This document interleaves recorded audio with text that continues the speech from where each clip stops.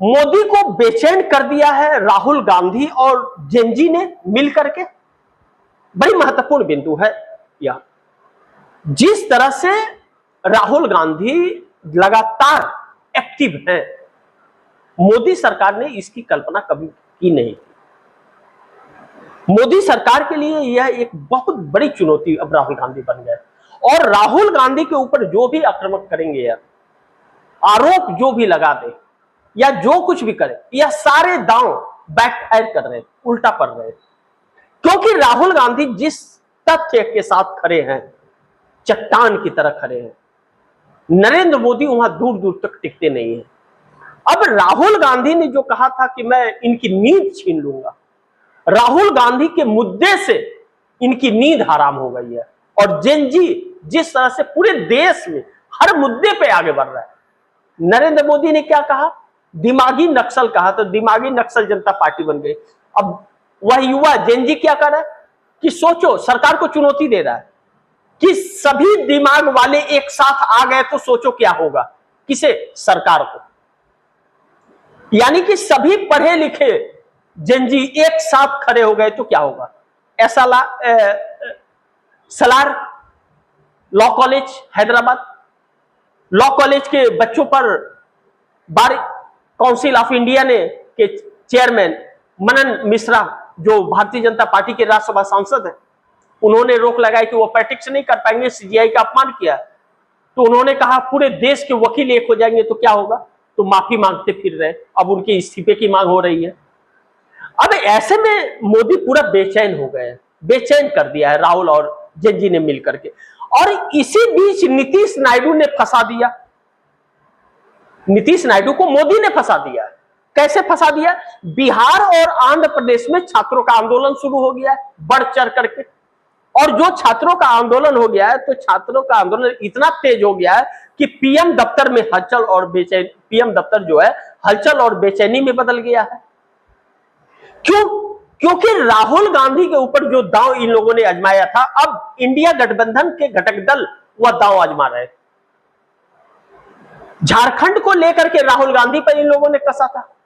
राहुल गांधी ने तो खत लिख दिया, सरकार को टाइट किया, सारा कुछ एक झटके में सब कुछ सॉल्व हो गया। बच्चे राहुल गांधी के नारा लगा रहे। अब क्या नीतीश और नायडू कहेंगे सरकार को कि बच्चों की मांग मांगो वरना इस्तीफा दो? राहुल गांधी ने तो कह दिया कि बच्चों की मांग आप जल्द से जल्द मान लीजिए, वरना हमें समर्थन वापस ले ले। अब नीतीश नायडू समर्थन वापस ले, तब तो फिर हो गई, सरकार गई। और नीतीश नायडू की तरफ से यह प्रेशर आ भी रहा है। और जब प्रेशर आ रहा है और आंदोलन यह तेज होता जा रहा है, तो नरेंद्र मोदी की धड़कन बढ़ती जा रही है। और वह धड़कन इस तरह बढ़ रही है कि पीएम दफ्तर में हलचल मचने के साथ साथ बेचैनी में बदल रहा है पीएम दफ्तर। हर वहां का अधिकारी बेचैन है, वहां के मंत्री बेचैन है।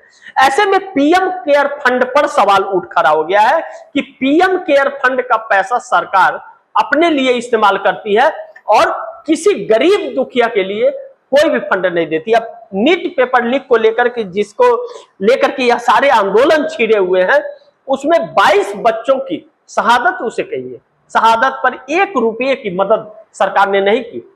जबकि यूथ कांग्रेस ने चंदा इकट्ठा करके राजस्थान के अंदर एक गरीब छात्रा जो अपनी जिंदगी गंवा दिया, उसके गरीब परिवार को, उसके ऊपर कर्ज था, तो 11 लाख रुपया बैंक का कर्ज भरा और 2 लाख रुपया परिवार को राहत के लिए चंदा इकट्ठा करके यूथ कांग्रेस ने दिया, कांग्रेस के यूथ संगठन ने दिया।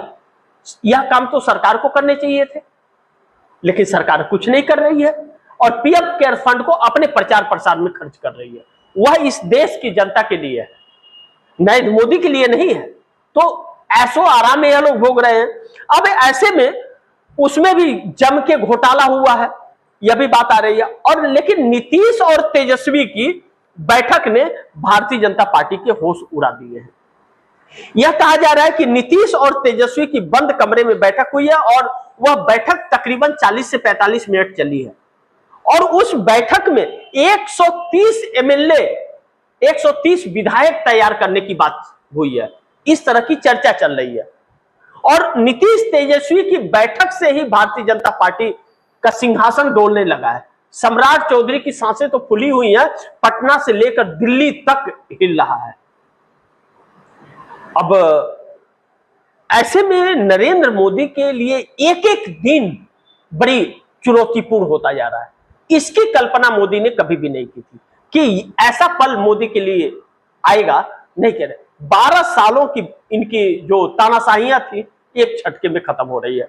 ऐसे में 130 एमएलए अगर तैयारी की बात चल रही है तो इसका मतलब वह बड़ी आसानी से महागठबंधन के साथ हो जा रहा है, क्योंकि 85 तो नीतीश कुमार के पास ही है और महागठबंधन के पास 41 है, 41। तो 85 और 41 हो गए फिर तो, और 122 चाहिए ही, 122 विधायक चाहिए सरकार बनाने के लिए। काम तो यहीं पे पूरा हो जा रहा है, और जब पूरा हो रहा है तो अभी तो और भी बाकी है। प्रशांत किशोर हैं, वहां पर 5 असुद्दीन ओवैसी के हैं, एक बहुजन समाज पार्टी के नीतीश कुमार के साथ खड़े हैं, तो 130 से संख्या ज्यादा हो जा रही है। अब जब 130 से संख्या ज्यादा हो जा रही है तो फिर नरेंद्र मोदी के लिए बहुत मुश्किल खड़ी हो जा रही है। नरेंद्र मोदी समझ नहीं पा रहे हैं कि अब क्या करें और क्या ना करें। ऐसे में नई सरकार गठन की तैयारी बिहार में हो रही है, यानी कि एनडीए की सरकार गिरने वाली है बिहार में।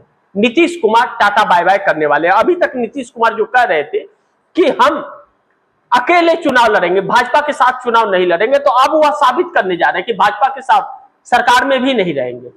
और छात्र आंदोलन पर नीतीश कुमार क्या बोले, भारतीय जनता पार्टी करे मांग पूरी करे, या तो वह समर्थन वापस ले या साथ छोड़ दे। तो उन्होंने नई सरकार की नींव डालनी शुरू कर दी है। तो नई सरकार की नींव डालनी शुरू कर दी है तो मोदी सरकार हिलने लगी है, क्योंकि 85 एमएलए और 12 सांसद नीतीश कुमार के पास है, और वह एक इतनी बड़ी ताकत है जो मोदी के लिए बहुत बड़ा संकट उत्पन्न कर सकते हैं।